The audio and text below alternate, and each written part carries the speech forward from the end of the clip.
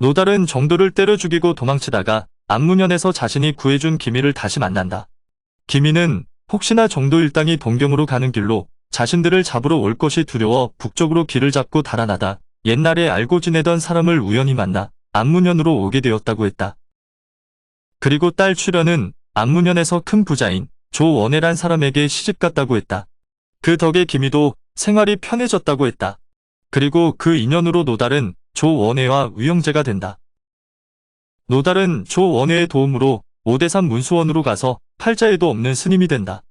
노달이 쫓기는 몸으로 스님이 될 수 있었던 것은 문수원이 조원혜의 후원으로 유지되고 있었기 때문이다.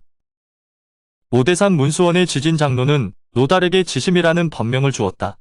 이제 노달이라는 호걸은 노지심이라는 스님이 된 것이다. 하지만 불같은 성격의 술 좋아하고 고기 좋아하는 노지심이 절 생활에 제대로 적응할 리가 없었다.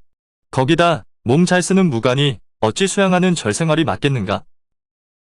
결국 문수원에서 여러 번 말썽을 부리던 노지심은 쫓겨나게 된다.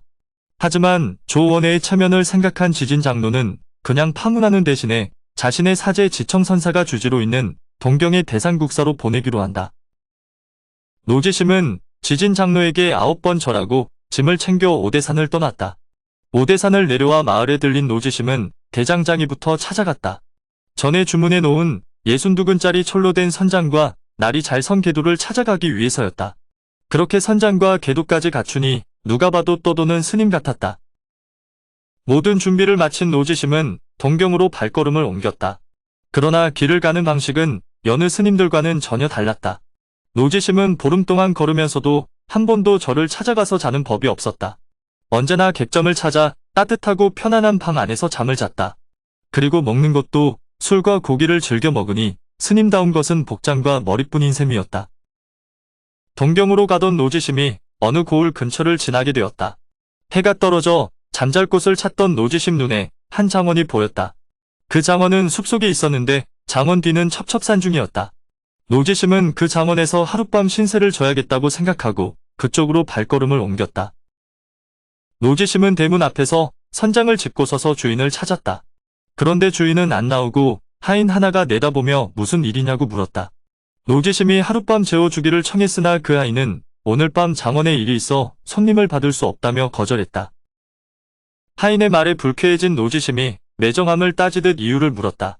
그래도 하인은 조금도 겁먹는 기색 없이 여기서 개죽음 당하고 싶지 않으면 빨리 달아나라고 했다. 그 말을 들은 노지심은 이제는 호기심이 일었다.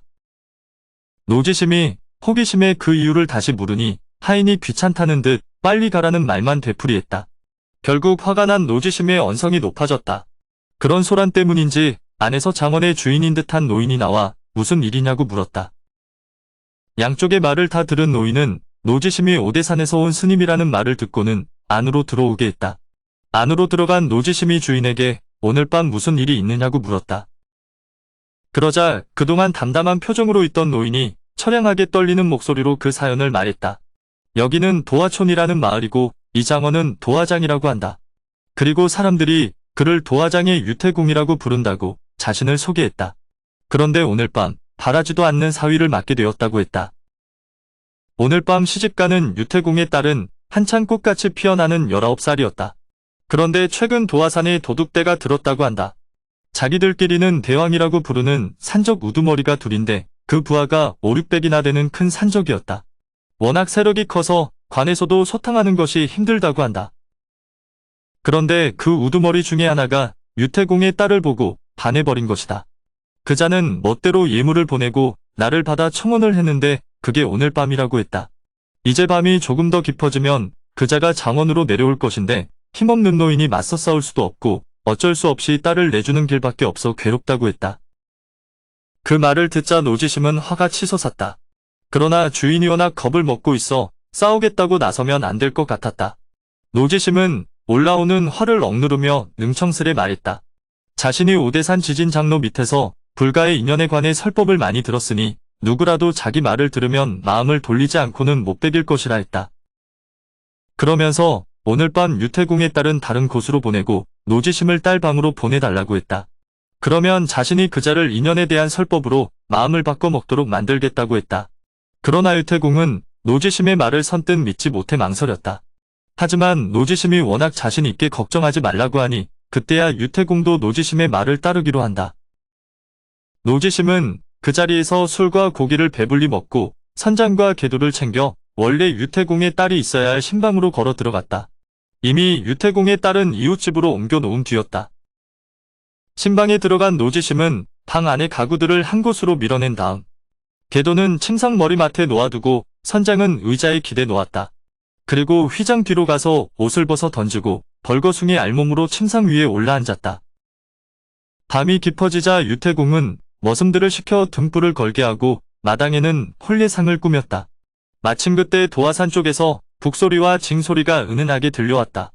그 소리를 듣고 유태공과 머슴들이 벌벌 떨며 문간으로 나가보니 멀리서 40-50개의 횃불이 대낮같이 비추며 다가오고 있었다. 유태공은 머슴들을 시켜 장원의 문을 활짝 열게 하고 그들을 맞아들였다. 그 둘째 두령이라는 자의 이름은 주통이었다. 주통을 본 유태공은 달려나가 잔에 술을 따라주고는 무릎을 꿇었다. 그러자 머슴들도 주인을 따라 모두 무릎을 꿇었다. 주통은 그런 유태공을 부축해 일으키며 앞으로 장인대 사람인데 어찌 이러냐며 자기 딴에는 점잖게 말했다.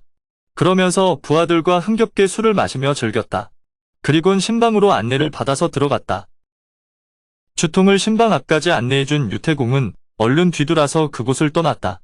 아무것도 모르는 주통이 호기롭게 신방 문을 열어젖혔다. 그런데 방 안에는 불빛 한 점 없어 깜깜한 동굴 같았다. 주통은 방 안이 어두운 것은 주인이 기름을 아끼기 위해 등불을 켜지 않은 것으로 생각했다. 그래서 내일 졸개들을 시켜 산채에서 좋은 기름을 한 통 갖다 줘야겠다고 혼잣말을 했다. 그러면서 안으로 걸어 들어오는 모습을 장막 뒤에 숨어서 보고 있던 노지심이 그만 웃음을 참지 못하고 자기도 모르게 키득거리며 웃었다. 주통은 그게 새색시의 웃음소리인 줄 알고 부끄러워하지 말고 나와서 자기를 맞으라고 말했다. 그렇게 한편으로는 새색시를 부르고 한편으로는 두 손을 휘저으며 새색시를 찾았다. 그러다가 손에 노지심이 숨은 장막이 걸렸다. 주통이 얼른 그리로 다가가 장막 안으로 손을 넣어 더듬자 노지심의 백가죽이 만져졌다. 주통은 그게 새색시의 살결인 줄 알고 손끝이 짜릿했으나 단꿈은 거기까지였다. 갑자기 어둠 속에서 억센 솥뚜껑 같은 손이 튀어나와 주통의 머리를 움켜잡았다. 그리곤 주통을 힘껏 당겨 침상 안으로 끌고 갔다. 그리곤 놀라 버둥거리는 주통을 침상에 매다 꽂더니 쇠뭉치 같은 주먹으로 사정없이 내리꽂았다. 그때까지도 주통은 정신을 못 차리고 새색시가 신랑을 때린다고 생각했다. 하지만 노지심의 주먹질이 시작되자 그제야 주통도 예산일이 아님을 깨달았다. 노지심은 주통을 침상 모서리에 처박고 올라타 마구잡이로 주먹질을 해댔다. 보통 사람 같았으면 벌써 작살이 났겠지만 그래도 거친 도둑대의 우두머리라고 정도처럼 맥없이 늘어지지는 않았다.